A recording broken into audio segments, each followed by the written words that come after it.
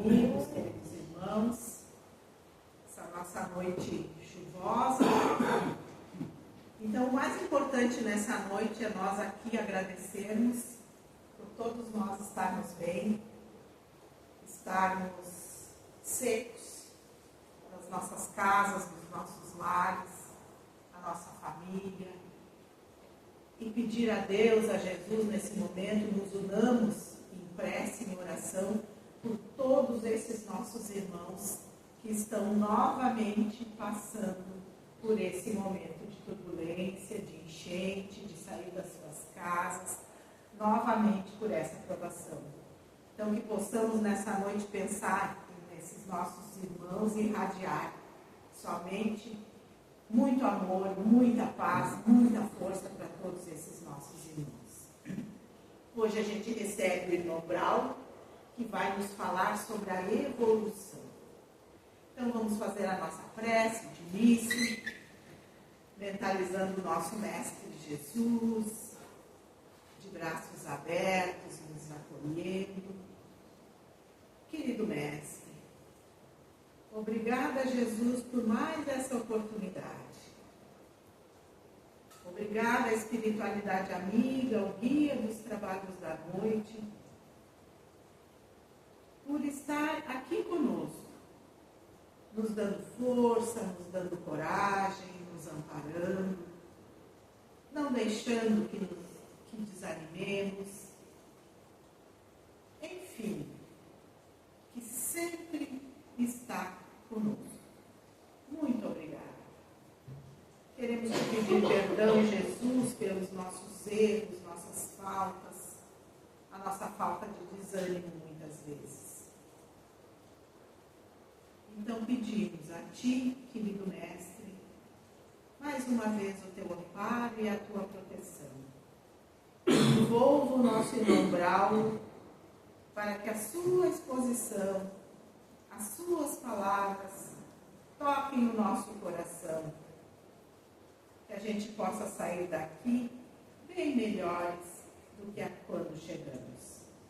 Muito obrigada, Senhor, muito obrigada, Jesus, a espiritualidade amiga, e fiquem conosco, hoje e sempre. Que assim seja.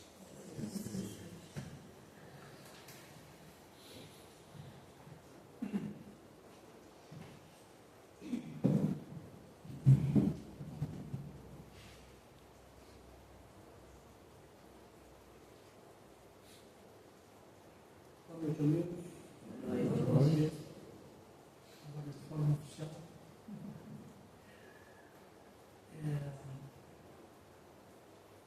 Nós estamos trazendo para a nossa reflexão da noite uma página da obra O Consolador, de Vitor Emmanuel, que nos fala de evolução, mais especificamente da dor.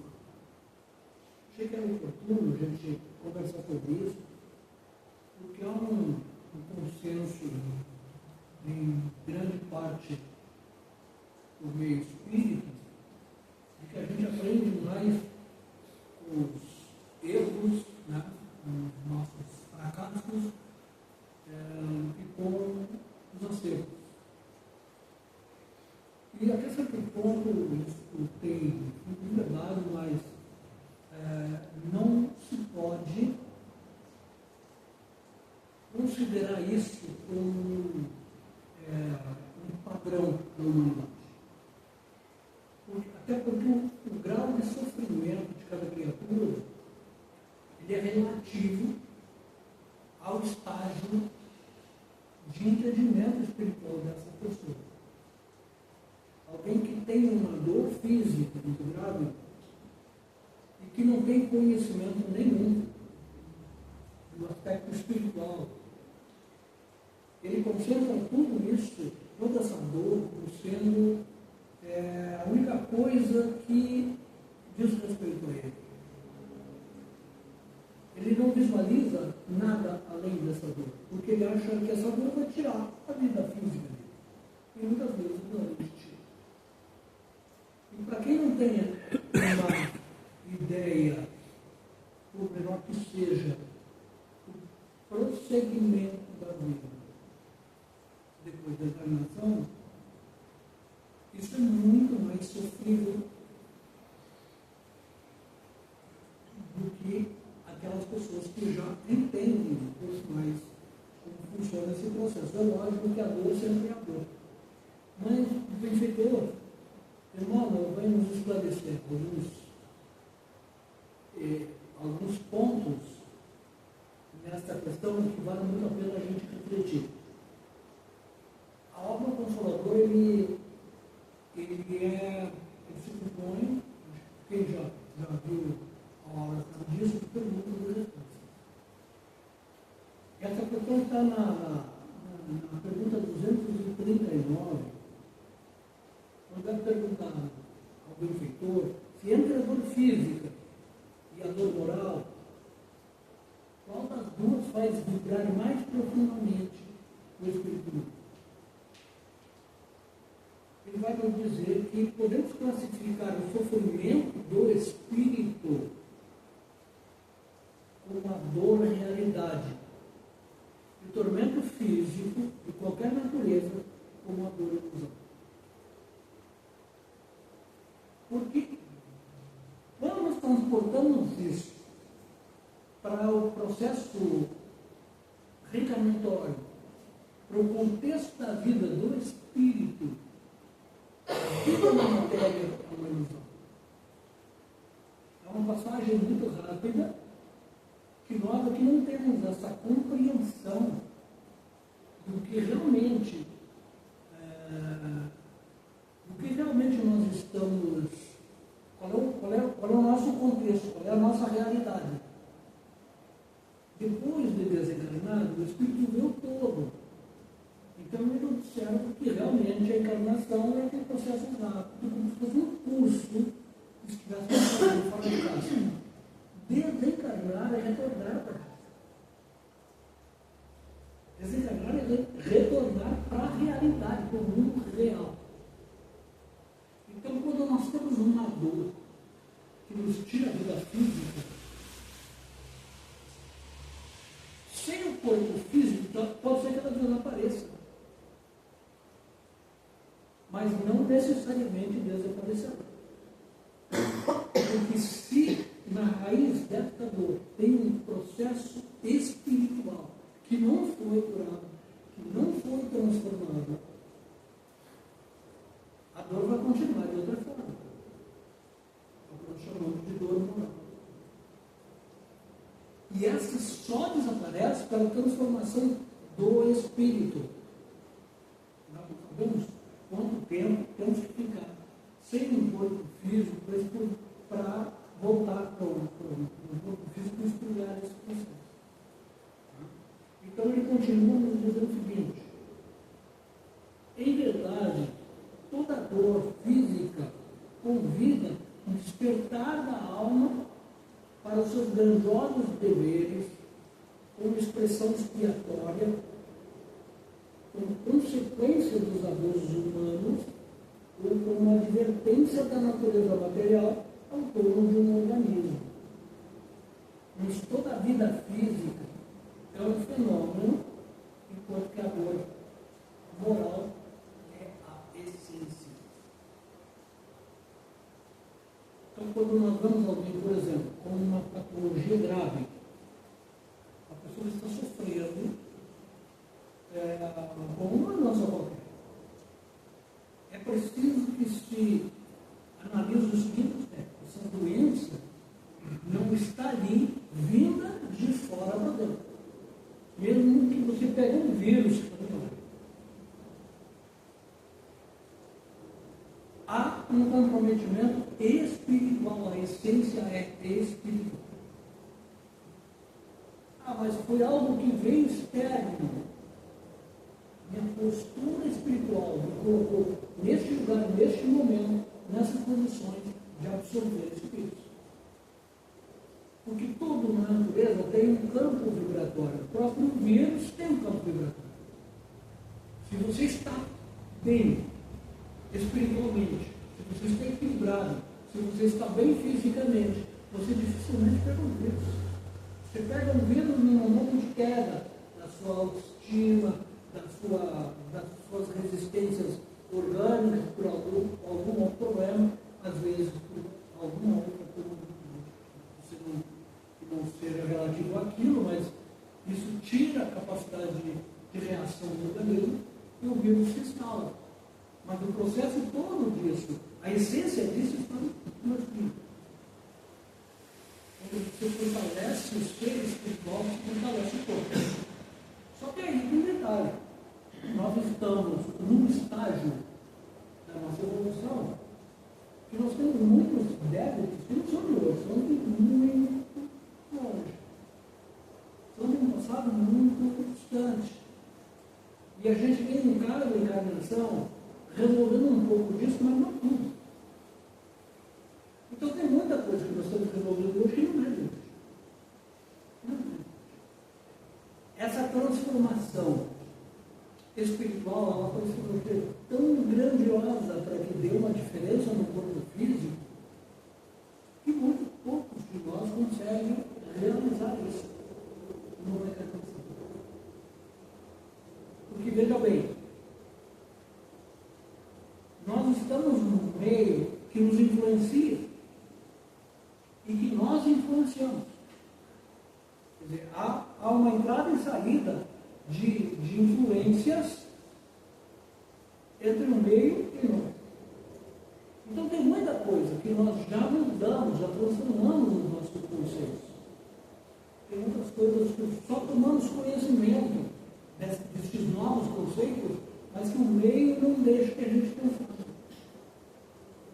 Porque são ofertas que o meio nos faz que nos contagiam e nos compram.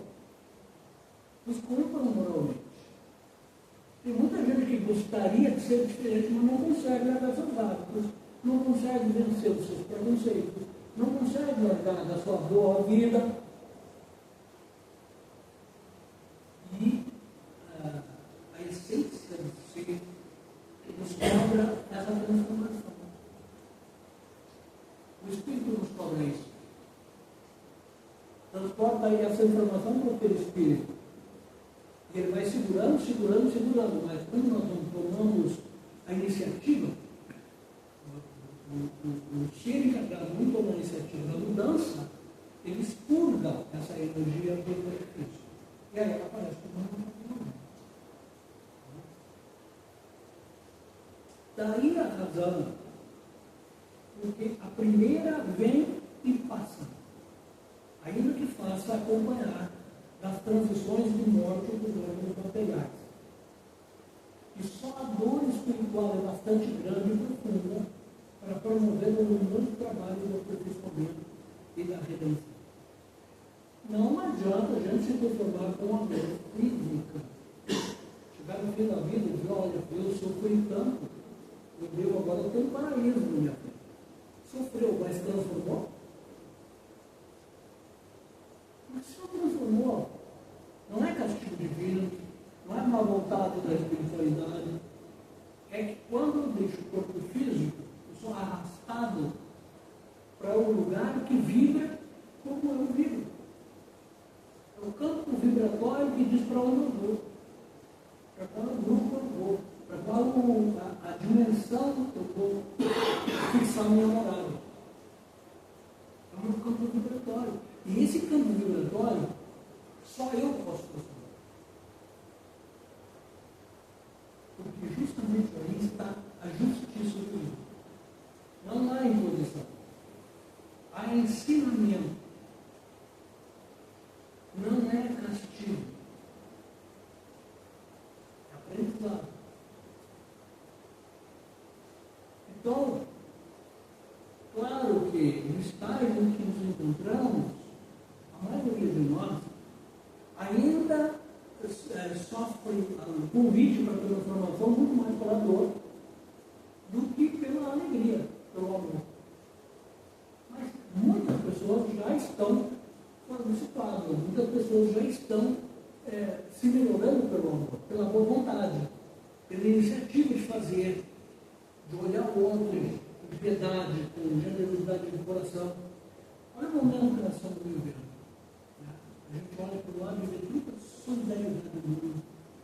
aí a gente vê tanto interesse, tanta mesquinhez, tanta politicagem tentando tirar vantagem aqui e ali desses governos. E nós não podemos julgar. Ou seja, podemos, mas não deveríamos. Porque o julgamento cai nas nossas costas, é uma responsabilidade que a gente assume que não precisaria assumir. Mas a humanidade caminha assim. Por isso o progresso é muito lento. E a gente não tem muito o que fazer. Na questão dos 240, a pergunta é, de algum modo, pode-se conceder a felicidade na Terra? Tudo isso.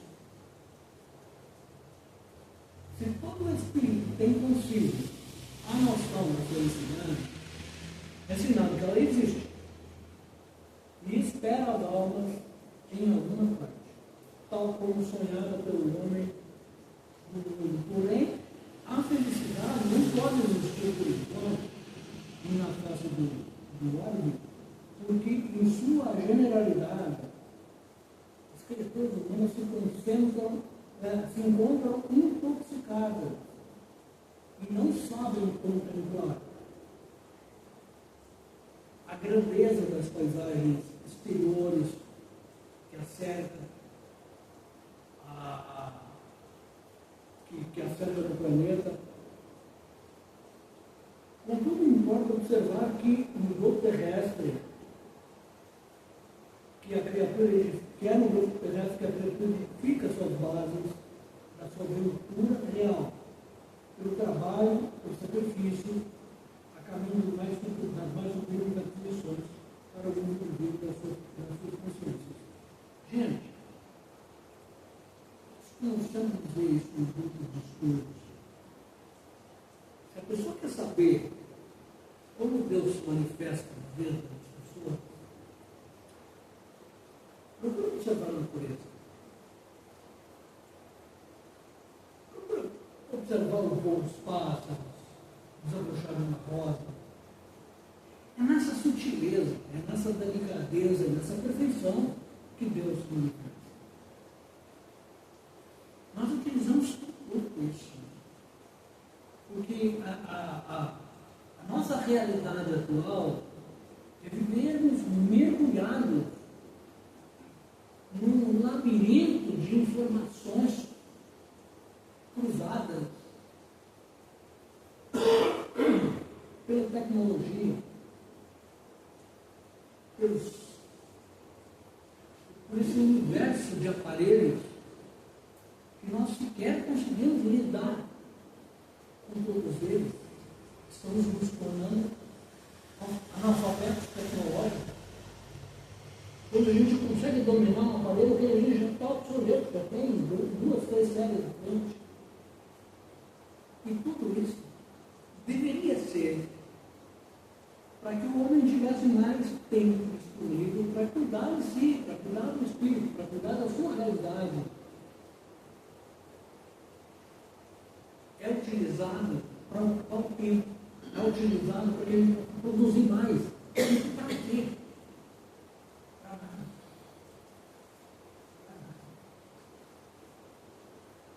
O celular, que é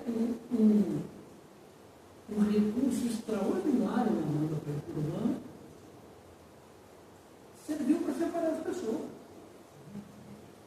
Hoje você tem um grupo de pessoas dentro de uma mesma casa, da família, todos reunidos, conversando, cada um com amigos da internet, né? Sem conversar com as pessoas. É impressionante isso. Então nós vamos perdendo essa essência, nós vamos perdendo esse contato com a natureza. Nós estamos saindo, nós saímos na corrida. Não conseguimos observar nada que está à nossa volta, não conseguimos sequer identificar um dia de sol maravilhoso e um dia de chuva para nós é só a diferença é a dificuldade do seu companheiro. Então nós estamos perdendo essa essência. E por isso nós estamos na felicidade, porque a felicidade Ela não está lá no seu caminho. A felicidade é o caminho, poeta do dia.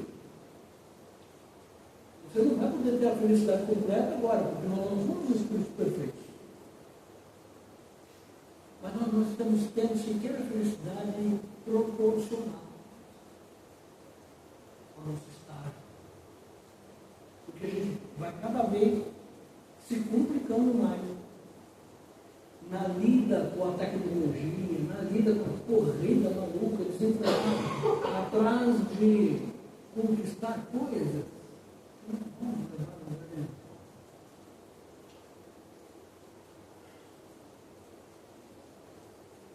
Qual é o maior auxílio para a nossa redenção espiritual? No trabalho da nossa redenção individual ou coletiva, a dor é sempre um elemento amigo, indispensável.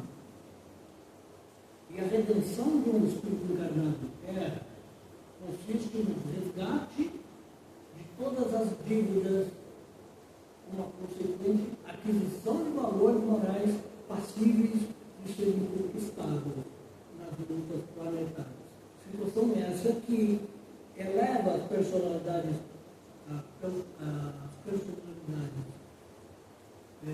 espirituais a novos e mais sublimes elementos. Então, engana-se aquele que pensa que a gente veio para o mundo de férias. Vai passar uma encarnação inteira sem ter problema. Faz parte do problema do nosso programa. Faz parte. E faz parte do nosso programa resolver esse problema. A gente perdeu um rumo no momento em que nós esquecemos de cuidar da nossa realidade, começamos a cuidar da realidade dos outros. Eu acredito que a grande maioria das pessoas, quando chega no mundo espiritual e vai fazer um exame de consciência, não sabe dizer nada sobre isso. Mas se alguém perguntar ao vizinho, você vê tudo. Porque é um hábito. Não é nem por mal que nós fazemos isso. Uma vez eu conversando com um grupo de pessoas, eu disse assim, mas a gente está reunindo para conversar sobre o quê? Então a conversa gira em torno das outras pessoas.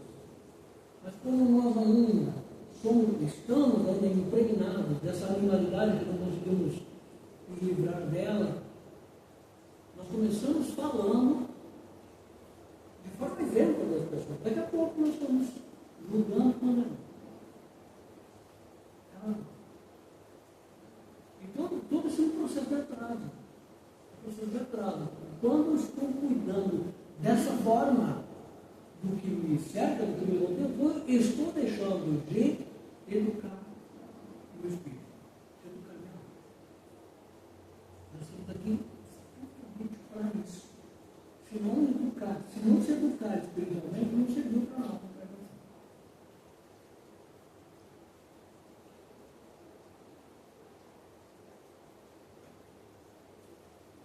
Por que o Evangelho não nos fala das alegrias da vida humana? Por que o Evangelho não nos fala das alegrias da vida humana? O Evangelho não podia trazer cenários do riso mascarado do mundo, mas a verdade é que todas as lições do método divino vão efetuadas nas paisagens da mais perfeita alegria espiritual. Sua primeira revelação foi na boda de Canaã, entre os grupos sagrados da família. Seus ensinamentos à margem das águas do Tiberíades desdobraram-se entre criaturas simples e alegres, fortalecidas na fé e no trabalho sadio. Em Jerusalém, contudo, junto das hipocrisias do templo e face dos seus algozes empedernidos, o mestre divino não poderia sorrir, alentando a mentira e desenvolvendo o método da ingratidão e da violência. Isso porque, em seu ambiente natural, toda a história evangélica é sempre um poema de luz, amor, de encantamento e de alegria. Se a gente for realmente estudar o Evangelho a fundo, falando daquilo do Evangelho segundo o Espiritismo, que é aquele que nos traz a visão dos Espíritos com a realidade do Espírito. Estudando o Evangelho, nós vamos ver que é realmente um poema de Lula.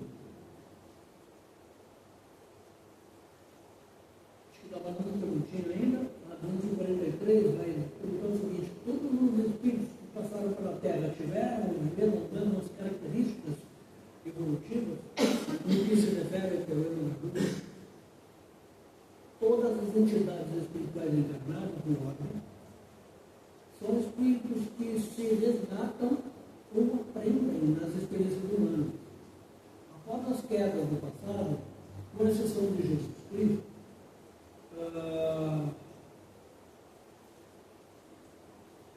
fundamento de toda a verdade neste mundo, cuja evolução se verifica reta para Deus e cujas mãos angélicas retomam o governo espiritual do planeta, dentro de seus pulmões. Ou seja, consta que Jesus teria feito a sua evolução em linha reta. Nós não temos esta condição, a gente anda em zigue-zague. A gente anda, na verdade, quase que de forma horizontal, avançando um pouquinho em cada encarnação. Uma vez um entendimento fraterno me perguntaram se Deus deveria ter parcelado as nossas dificuldades. Eu disse, mas está parcelado. Cada encarnação é uma parcela. Não tem outra forma. E aí que sai o justiça divino. Ele não obriga a nada, mas nos coloca todos os recursos disponíveis para que a gente possa realizar a nossa evolução. Mas ela é lenta, gradativa e ascendente. Porque mesmo que a gente cometa desatinos, nós já sabemos que o Espírito não é retrograda. Então, aquilo que ele já aprendeu, ele consegue. Se eu cometer um desatino agora, nessa encarnação, talvez eu vou comprometer, viu? Depois da encarnação, sei lá. Mas quando eu recupero aquele dano que eu produzi, eu volto a todo o conhecimento que eu já tinha. Então, muitos de nós temos, inclusive, conhecimento que não se manifesta nessa encarnação. Que ficam lá no nosso inconsciente, ficam adormecidos ali, porque o nosso programa reencarnatório contemplava passarmos exatamente pelo que estamos passando. Então, eu acho que a palavra final que fica para faz uma reflexão é a seguinte: não importa se estamos encarnados ou desencarnados, o importante é ser útil. Um corpo sem corpo. E com isso, nosso horário se foi. Vamos deixar por aqui essa nossa mensagem, né? Que sempre vale a pena. Que sempre vale a pena amar, sempre vale a pena contribuir, sempre vale a pena acreditar. Nós estamos sozinhos, né?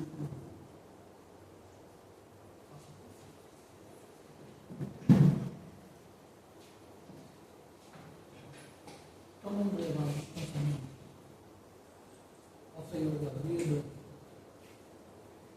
a Jesus nosso mestre amado, aos benfeitores do mundo e ordem, com certeza que se encontram, nos desenvolvendo um grande abraço de luz. Aproveitando para agradecer a oportunidade do encontro, a oportunidade do espaço físico e mental que nos permite estudar esses conceitos do mundo, do funcionamento. E aproveitando também para rogar o Senhor da vida por todos aqueles que no momento atual enfrentam dificuldades de toda ordem, inclusive pelas intempéries, pelas guerras, por todo tipo de sofrimento, que possam ter a misericórdia divina no trabalho dos mensageiros de Jesus.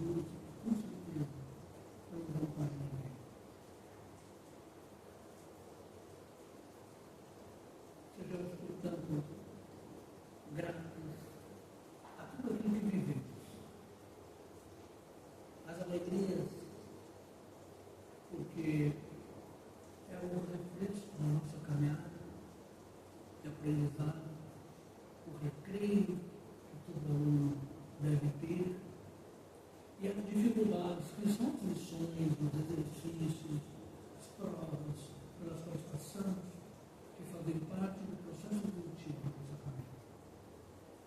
Vamos então aos benfeitores do mundo.